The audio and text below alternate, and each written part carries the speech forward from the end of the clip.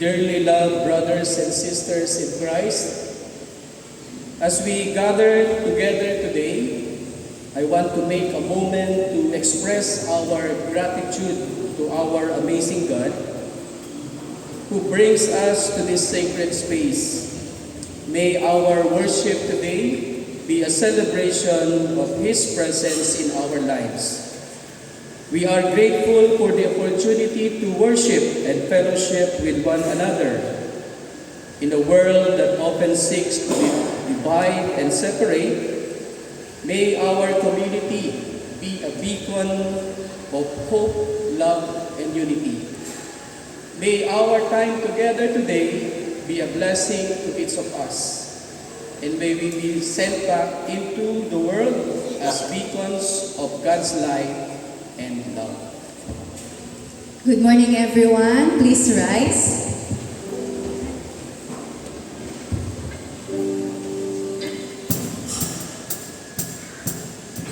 Let's sing together and praise our God, the God who gives us light, strength, and hope.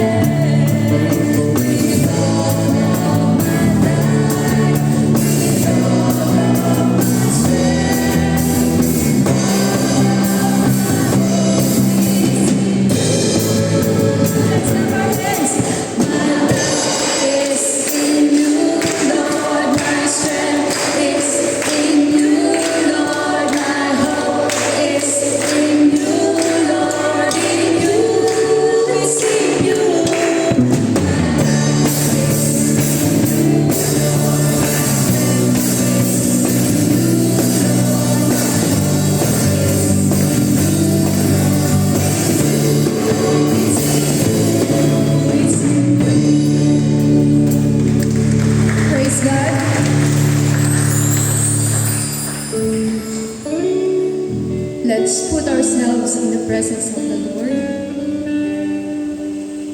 Let's welcome the presence of the Holy Spirit.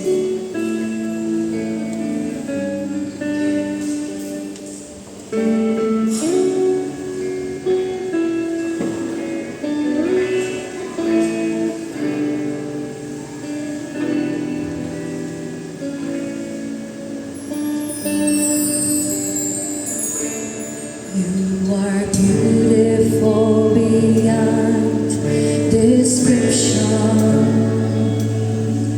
To my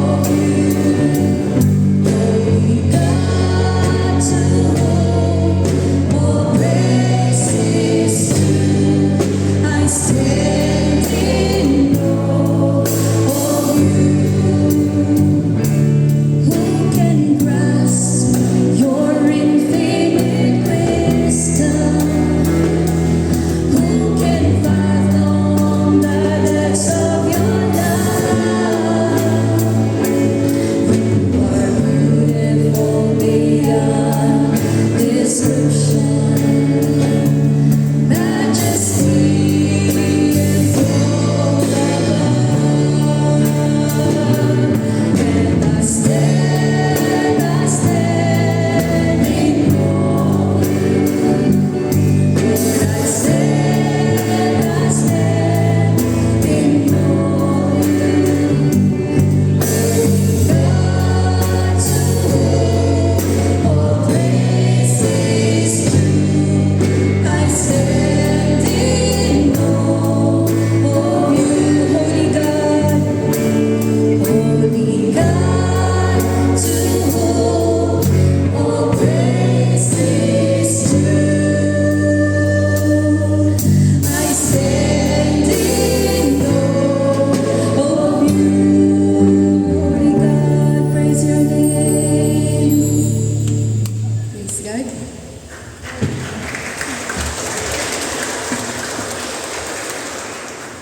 Please remain standing for the call to worship.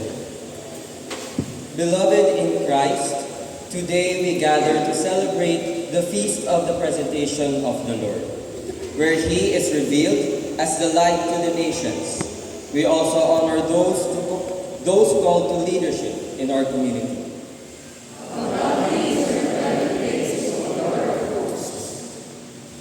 As we enter into this sacred space, our hearts yearn for your presence, O God. We find our strength in your love and grace.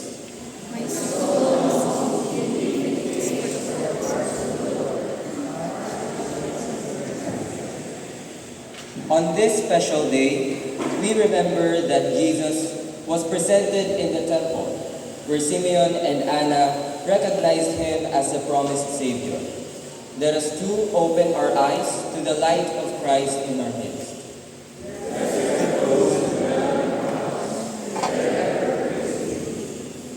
As we honor our leaders today, we acknowledge the guiding light they bring to our community. May they reflect the love and wisdom of Christ in all they do.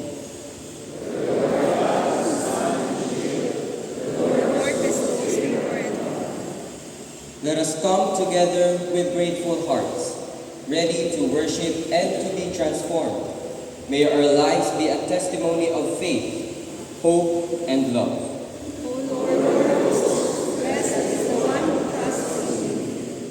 Let us worship together with joy and gladness, shining His light into the world. Amen. Let us all sing our hymn of praise, Brethren, we have met to worship.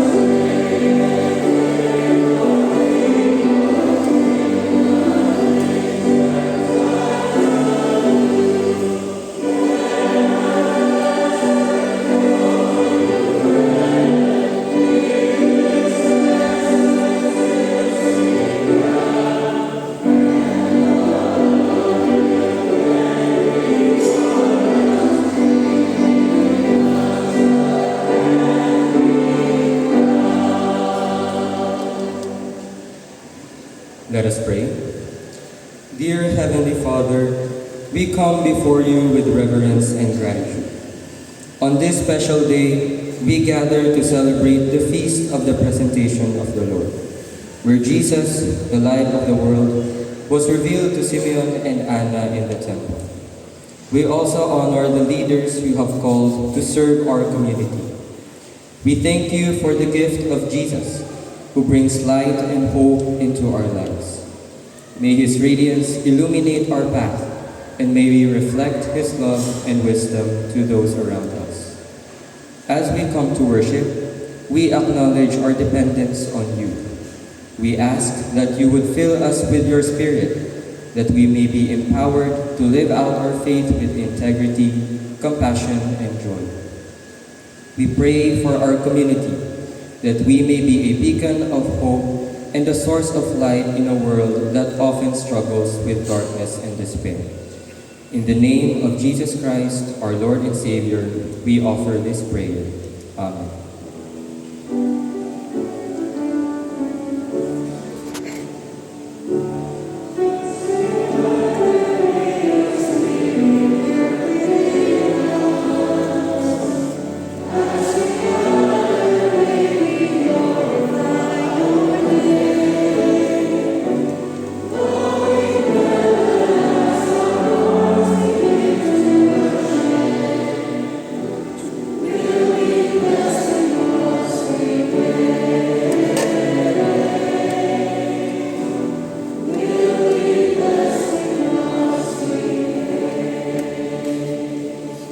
The congregation may now be seated.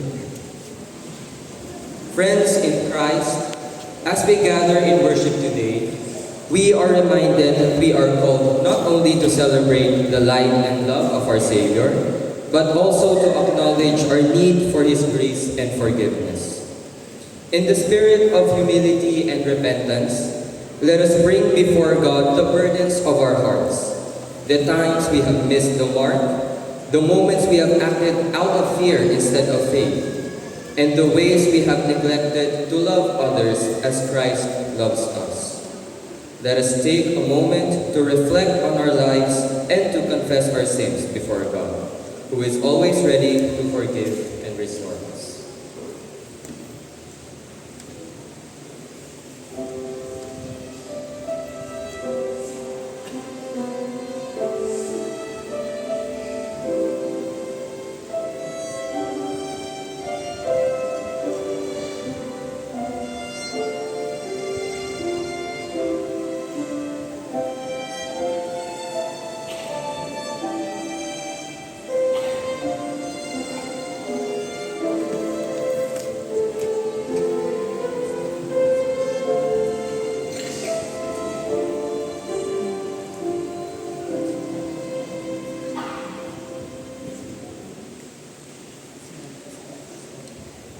Brothers and sisters in the Lord, hear the good news.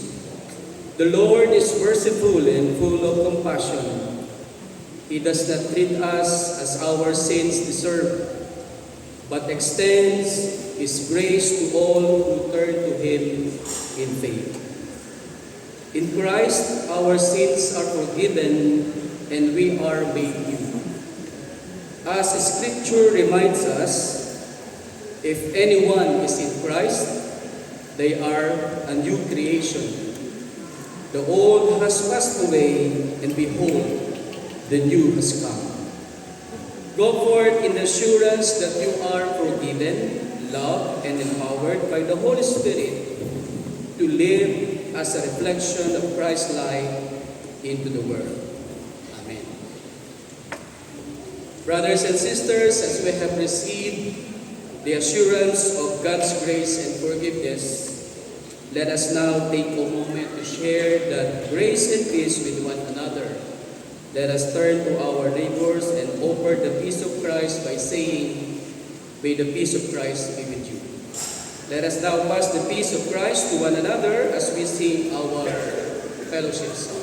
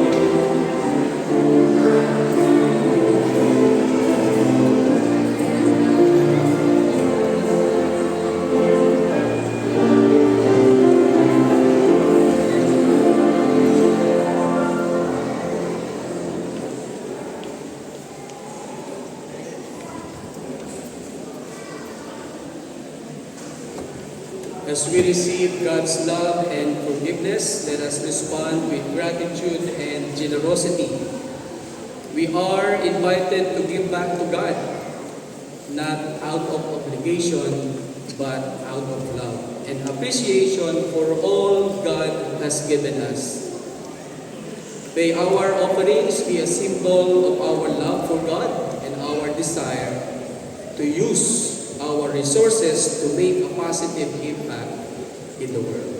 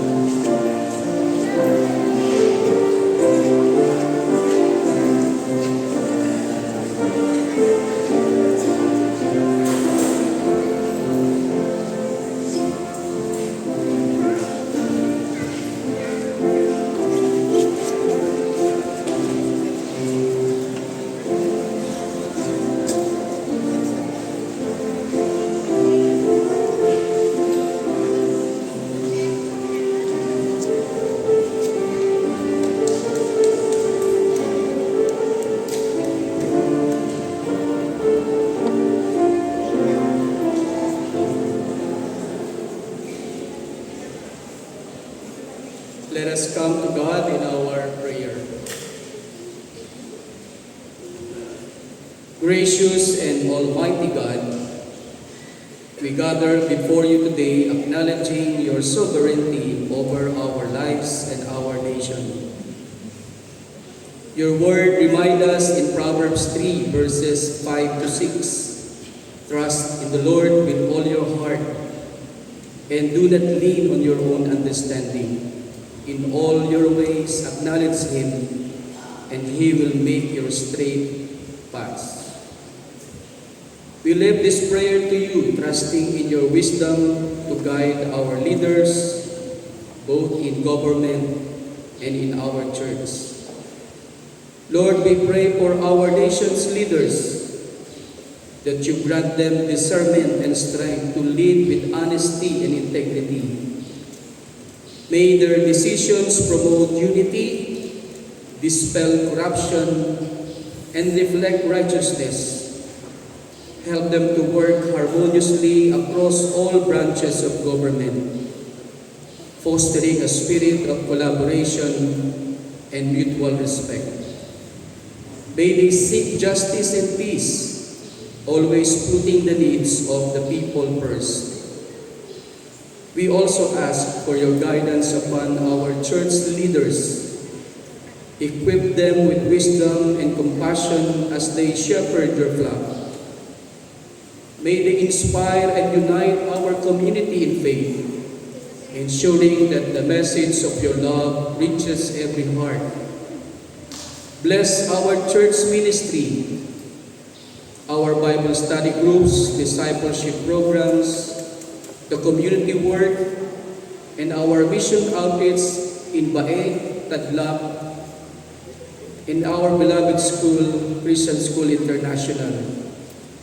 May these initiatives produce fruit for your kingdom and transform lives. Lord, we turn our hearts to our young people. Inspire them with dreams and purpose. Protect them from the challenges they face and guide them in their journeys. Help them to recognize their potential and the opportunities that lie ahead. May they always feel your presence and guidance in their lives. We lift up the workforce of our nation, especially those who are working abroad or in distant places. Grant them safety and security in their jobs, and may they find fulfillment and dignity in their labor. Provide for their needs and protect their families during their time apart. For those among us who are struggling with illness, we ask for your healing touch, O Lord. Bring comfort to the sick, your peace to their families, and hope to all who are in despair. Surround them with love and encouragement, and remind them of your faithfulness. In every aspect of our lives, within our families, our communities, and our nation, we ask for your guidance, grace, and protection. We conclude this prayer in the name of Jesus, our Lord, who taught us to pray.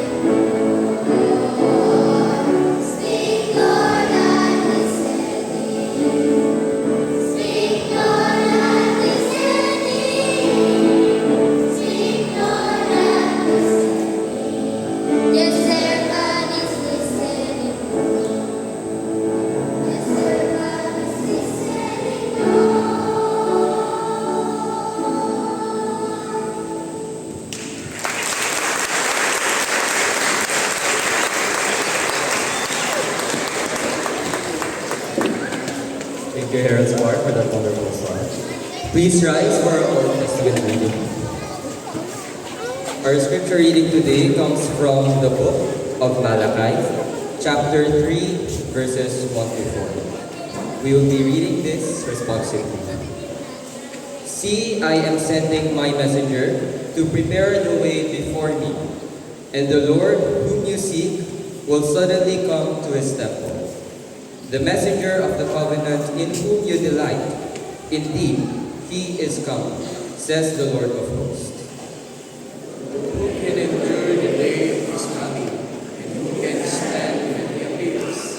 For he is like a refiner's fire, and like fuller's soap. He will sit as a refiner and purifier of silver, and he will purify the descendants of Levi, and refine them like gold and silver, until they present offerings to the Lord in righteousness.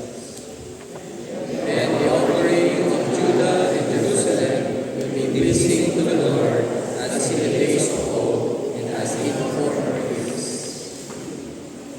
Our gospel reading is from the Gospel of Luke, chapter 2, verses 22 to 40. Jesus is presented in the temple.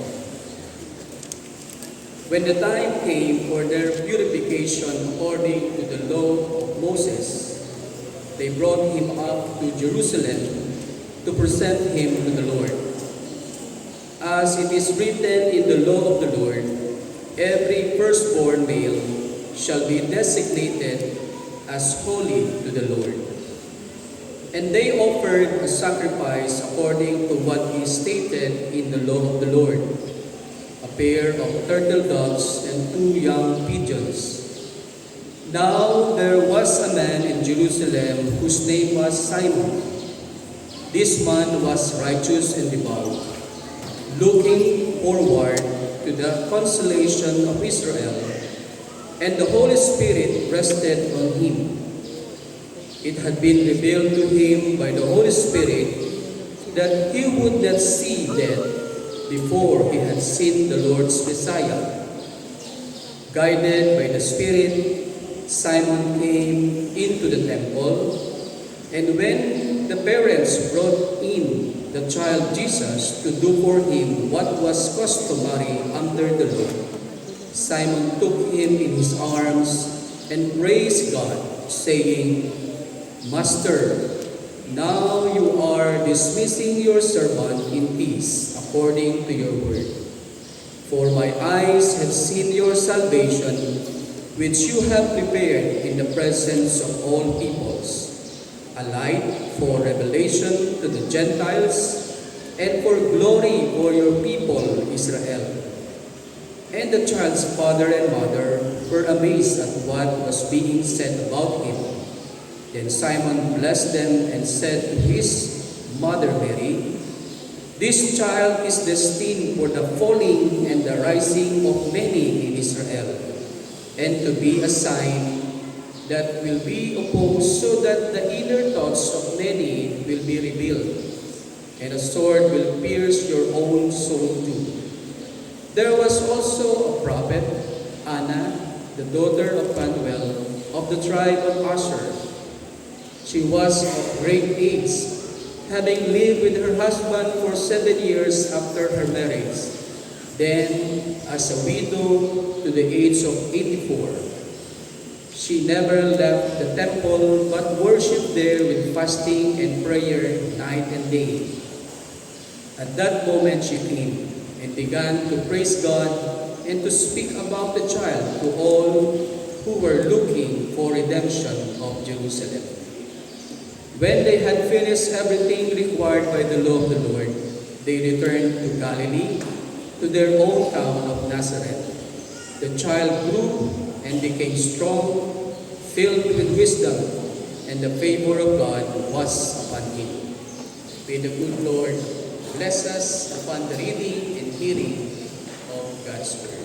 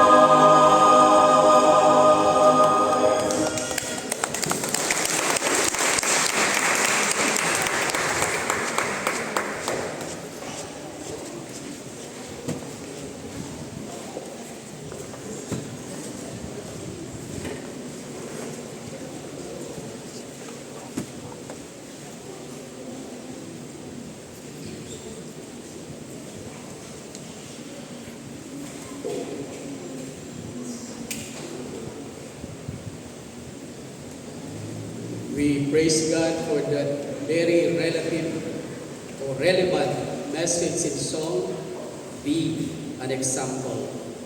Thank you, Chancellor Choir. Appreciation to our Cap and Sound for our music for our worship. To our Herald Choirs or Herald Choir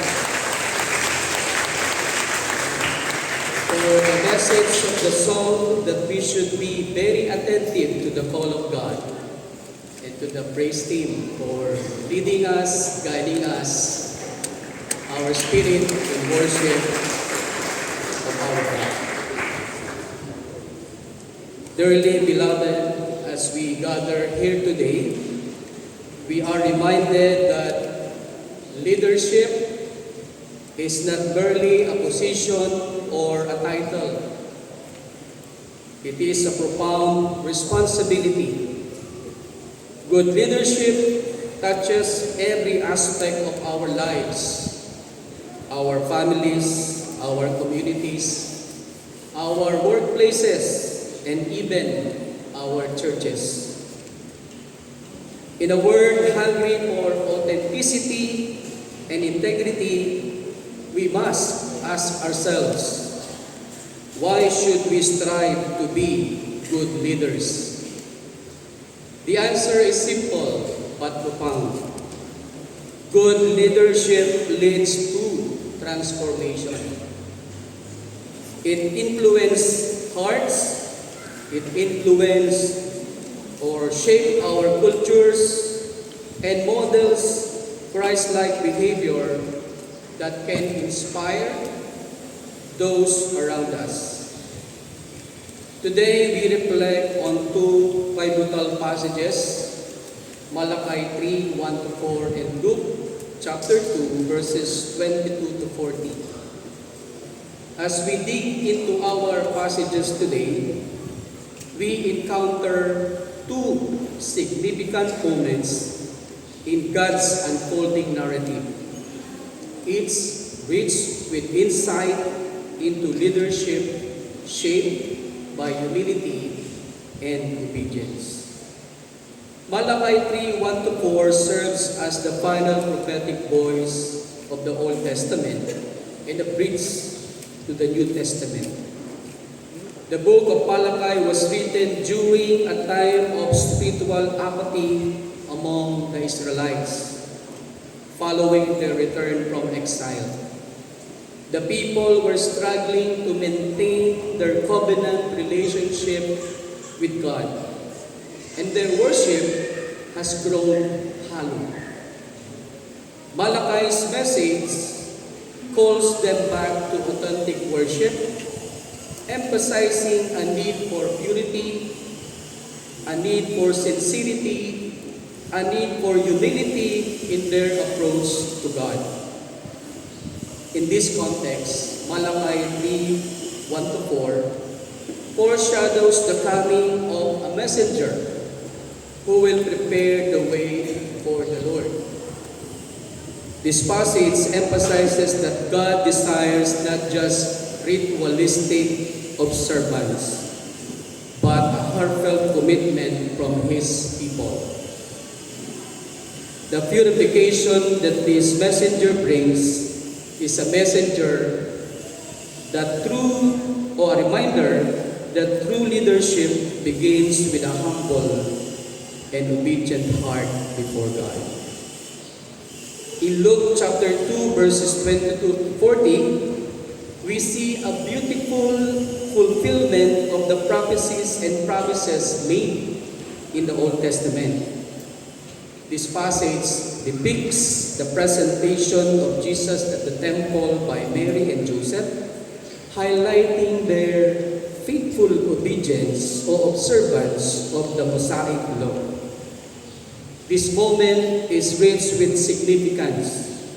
It marks Jesus' official recognition as part of the Jewish community and the fulfillment of the sacrificial system. Here we encounter Simon, a righteous and devout man, who had been waiting the Messiah's arrival. His words upon seeing Jesus underscore the prophetic hope of Israel. Alongside him is Anna, a widow, a prophetess, who also recognizes Jesus as the Redeemer. Their responses of gratitude and recognition reveal the heart of true worship, one that is humble, obedient, and eagerly anticipatory of God's promises. This intersection of the Old and New Testament highlights a consistent theme of God's faithfulness and the importance of living lives marked by obedience and humility. Through the humble actions of Mary and Joseph and the faithful acknowledgement of Simon and Anna, we see a model for leadership rooted in service and devotion, preparing the way for the Lord. Its character exemplifies the qualities of true leadership in faith, emphasizing that leading by example is deeply intertwined with the posture of our hearts before God. Together, these passages teach us essential lessons about leadership. And I'm going to share three essential lessons about leadership. One, the importance of humility. In Malachi, the messenger prepares the way with a heart open to God's word, exhibiting a humility that softens the hearts of the people. Likewise, in the Gospel of Luke, Mary and Joseph's humble obedience in following the law demonstrates that true leadership is rooted in serving God and others first. Second, obedience to God's command. Both texts stress the significance of obedience. God's call for humility is directly correlated with our willingness to choose God's ways over our own. And number three, recognition of God's presence. Simon and Anna's recognition of Jesus illustrates the power of spiritual insight that comes from a life devoted to God. They remind us that leaders must strive to see God's activity in the world around them. The social dimension of both passages reveals a God who cares deeply for His people amidst challenges. Leadership, when done well, involves being perceptive of the needs of those we lead and demonstrating compassion and service. As we reflect on the current state of our communities, divided by strife, injustice, and disillusionment, the church, we are called to rise as leaders who reflect God's love and grace. The good news emerges prominently from this text. God desires to dwell among His people. He sends messengers and fulfills promises. In Christ, we are given an ultimate example of humility. He did not cease His divinity, but humbly became one of us, showing that great leadership involves serving. It's a promise that even as we strive to emulate Him, we are not alone. Jesus empowers us through the Holy Spirit to lead with love, integrity, and grace. So, how do we practically apply these lessons in our daily lives? I'll be sharing 3 ways. 1, embrace a posture of humility. In our workplaces, homes, and ministries, let us seek to listen more than we speak. Value the perspective of others, acknowledging that leadership is not about being the loudest voice, but the most authentic servant. Number 2, choose obedience daily. Make it a practice to align our decisions with God's Word. It may require sacrifice or discomfort, but the path of obedience leads to real freedom and strength in our leadership.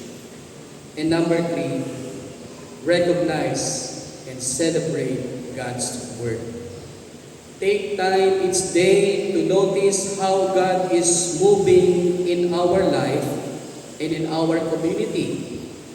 Share these moments with others to encourage a collective recognition of God's presence. As we embrace these principles, we must confront the challenges we face as a church. We live in a society that equates leadership with power, charisma, and control, often at the expense of others. How can we model Christ-like leadership that is countercultural? We, the church, are challenged to foster an environment that celebrates service over ambition, vulnerability over authority, and collaboration over competition. In conclusion, dear friends, let us strive to lead by example, embracing the power of humility and obedience in our leadership. Just as the messenger of Malachi came to prepare the way, and Mary and Joseph humbly fulfilled their calling, we too can be faithful servants in the leadership role we occupy. As we go for today, may we carry with us the profound message that true leadership is not defined by titles or honors, but by our willingness to serve and obey God first. And in doing so, we will reflect God's glory and ushers others into God's eternal kingdom. Amen.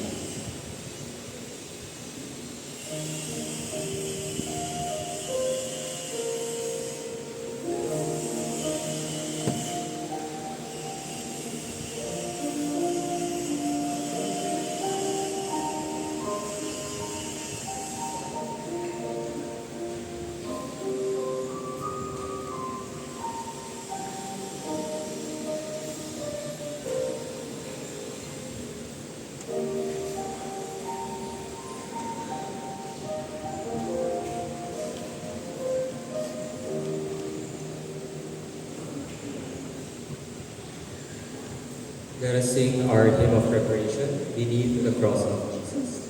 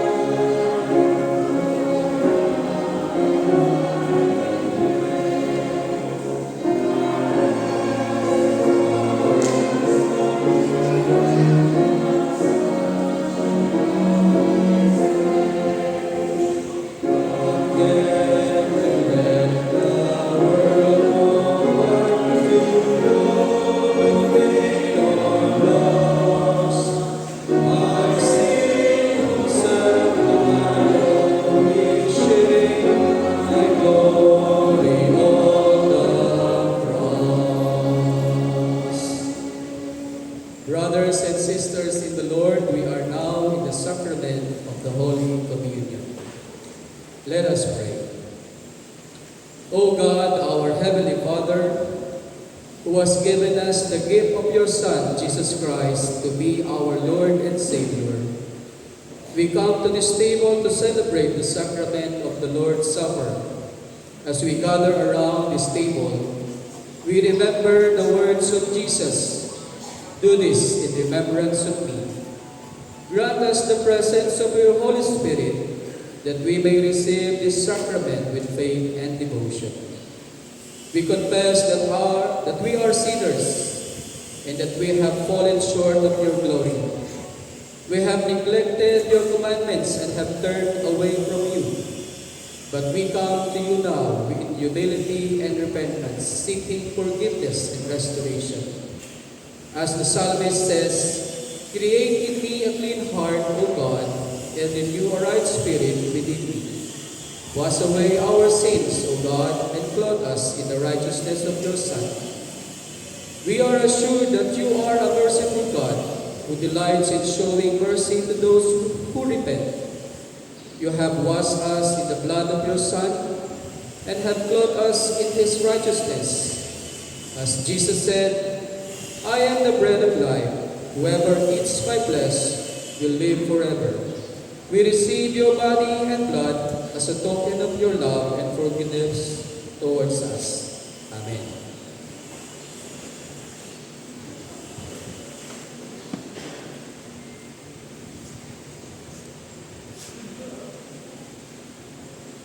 While they were eating, Jesus took bread, gave thanks and broke it, and gave it to his disciples, saying, "Take and eat, this is my body."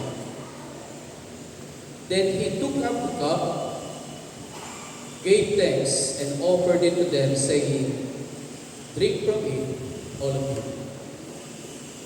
Brothers and sisters in the Lord, come and receive the sacrament with faith and devotion. Receive it as a token of God's love and forgiveness towards you. As Jesus said, "Whoever eats my flesh and drinks my blood has eternal life." Receive his body and blood as a means of grace, by which you may receive forgiveness, nourishment, and strength for your journey.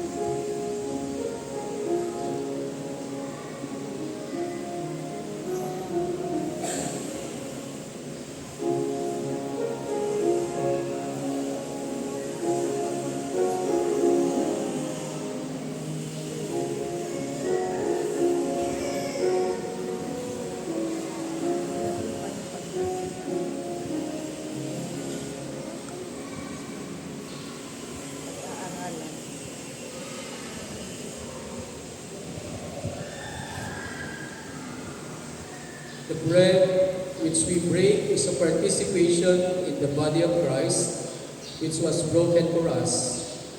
Let us eat the bread.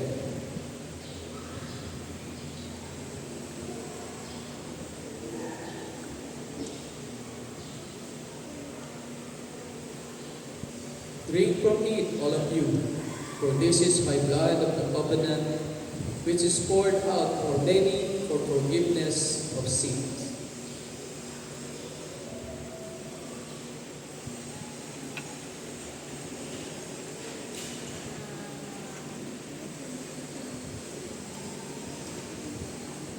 Let us pray. We thank you, O God, for this sacrament which you have given us. May it be a source of strength and comfort to us as we journey through this life. May it be a reminder of your love and mercy towards us. As Paul wrote to the Corinthians, for as often as you eat this bread and drink this cup, you proclaim the Lord's death until He comes. We proclaim your death and resurrection as a symbol of our own redemption. May the peace of God be with you always, and may you walk in the light of His love. Amen.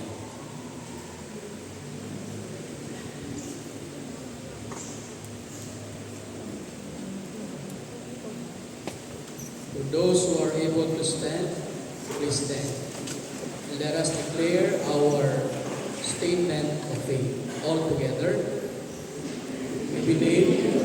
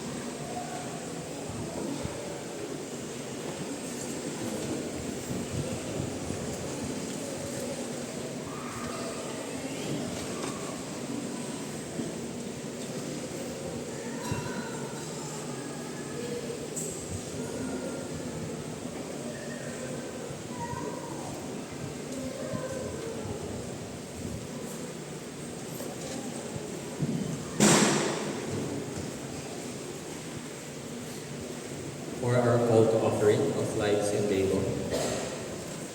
Beloved friends, as we gather today, we are reminded of the abundance of God's blessings in our lives and the call to share those blessings with others. In 2 Corinthians 9 verse 7, we read, Each of you should give what you have decided in your heart to give, not reluctantly or under compulsion, for God loves a cheerful giver. As we prepare to offer our gifts, let us consider the many ways our contributions can support the ministries of our church and reach out to those in need within our community and beyond. Your generous offerings help to sustain our programs, support our missions, and provide for those who are struggling. Let us give from a place of gratitude, reflecting God's love and generosity in our lives. May our offerings today be an act of worship and a testament to our commitment to serve and honor God. With joyful hearts, let us bring our gifts as we give of our resources, talents, and time.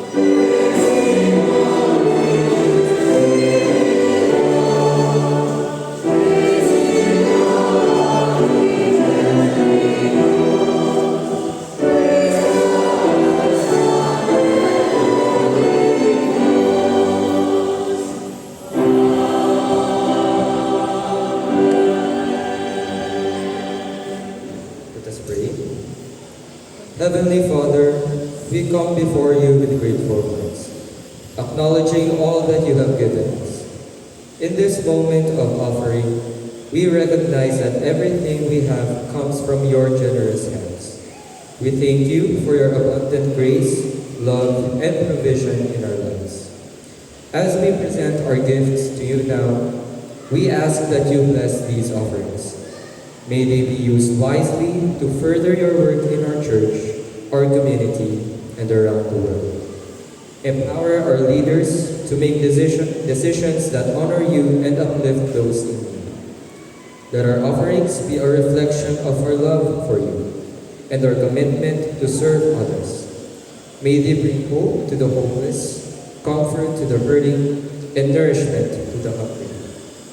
Lord, we also pray for those who are unable to give at this time. May they feel your presence and provision in their lives.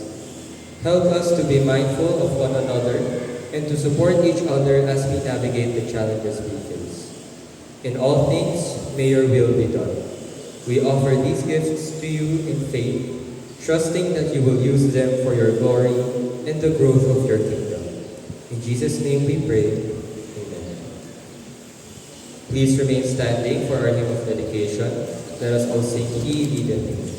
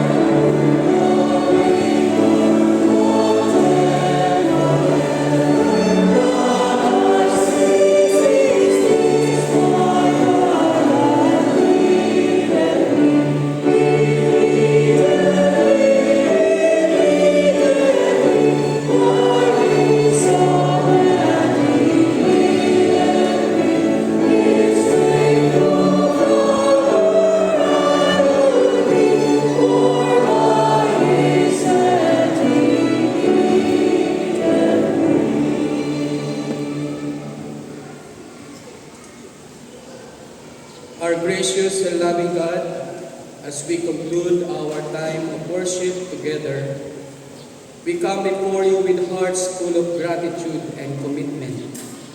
We thank you for the opportunity to gather in your name, to learn, to grow, and to worship together as a family of faith. We recognize the call to be your hands and feet in the world. We commit ourselves to live out the teachings of Jesus in our daily lives, to serve others with love and compassion, and to share the good news of your grace wherever we go. Empower us with your Spirit to be bold in our witness, generous in our giving, and faithful in our service. May our lives reflect your light and love in every interaction, drawing others to you. As we step out into the world this week, remind us of our commitment to serve and to make a difference in the lives of those around us. Keep us anchored in your word, united in our mission, focus on your glory.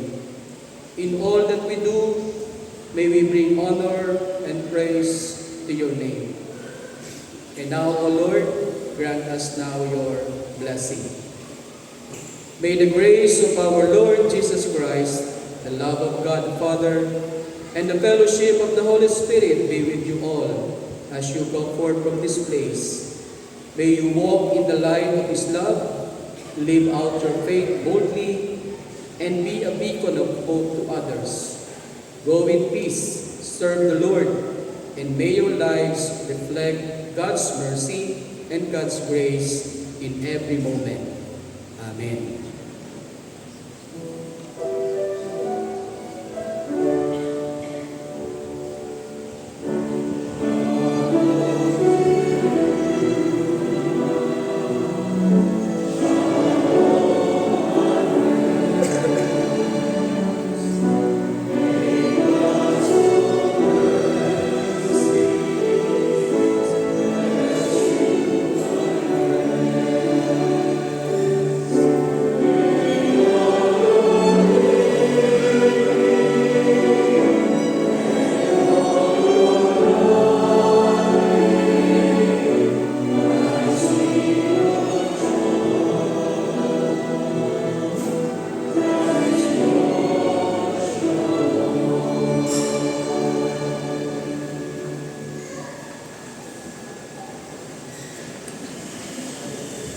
A warm welcome to everyone. Let love, peace, and unity reign among us, because only through this we will experience the mystery of God's kingdom here on earth. Church Among the Palms welcomes everyone to today's celebration of the presentation of the Lord and also the Leadership Sunday. We extend our greetings to all birthday celebrants for the month of February. May we invite you to stand and be recognized, all our February celebrants.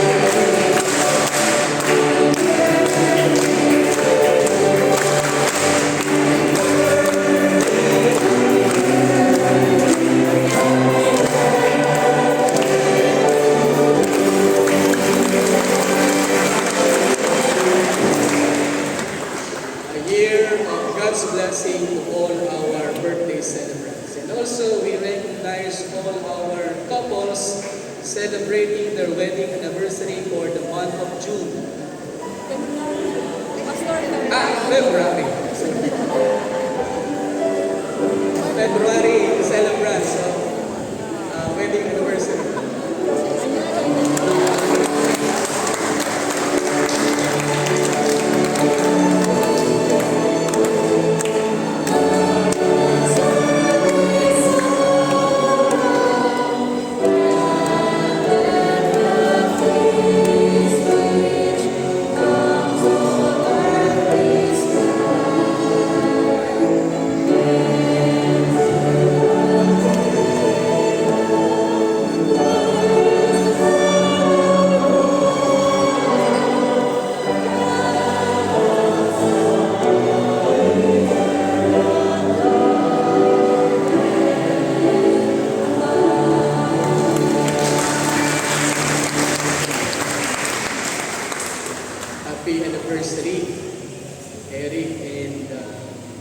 Crisel.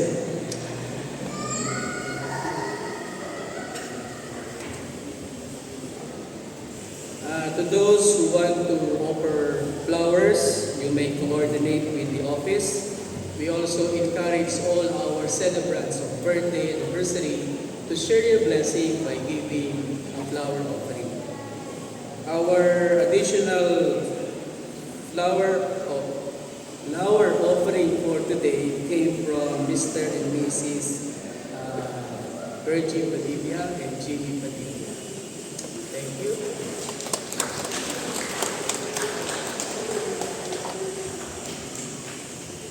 We praise God for your generous support for the ministry of the Lord through Church Among the Palms. We have here the update of our stewardship last Sunday, January 26. Thank you for your prayers and support for the ministry. And also for our worship participants for the month of February 2025. Today, thank you, Miguel, for being our liturgist for today.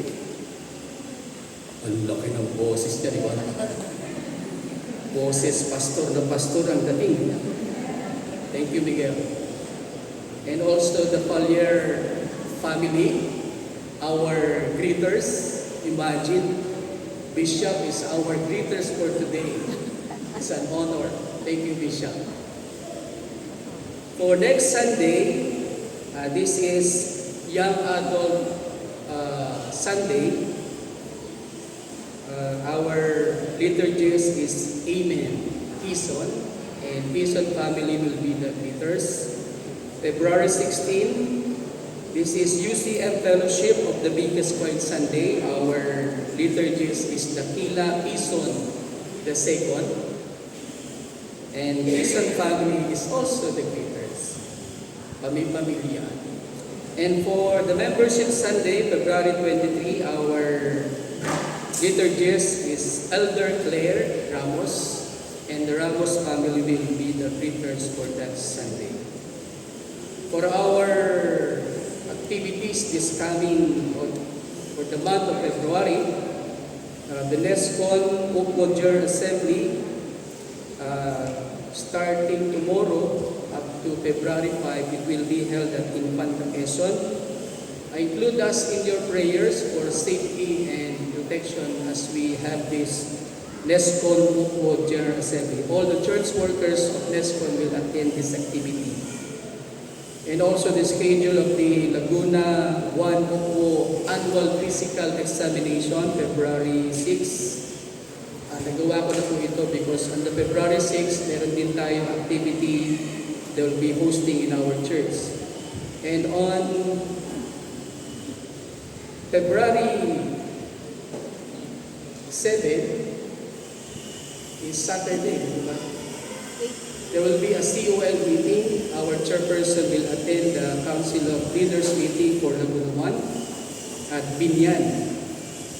And we will be starting our CAP, BMO, and Taglap Evangelism Training February 8 and 15. We praise God. Yesterday we have a orientation. 16 attended the orientation. Our target only is 15, but the Lord gave us 16. And on NESCON CWA UCM Love Fellowship, it will be held at Gerald Lacar on February, is the schedule correct? February 8 among the UCM and CWA. We will check the date. And the UPO South Luzon Jurisdiction Grand Fellowship, pray for us also. We'll be traveling going to Palawan on February 18 to 21. And our evangelistic crusade, February 22 at Bay Mission Outreach. Include this in our prayers that it will become successful. Our first evangelistic crusade in our mission outreach at Bay.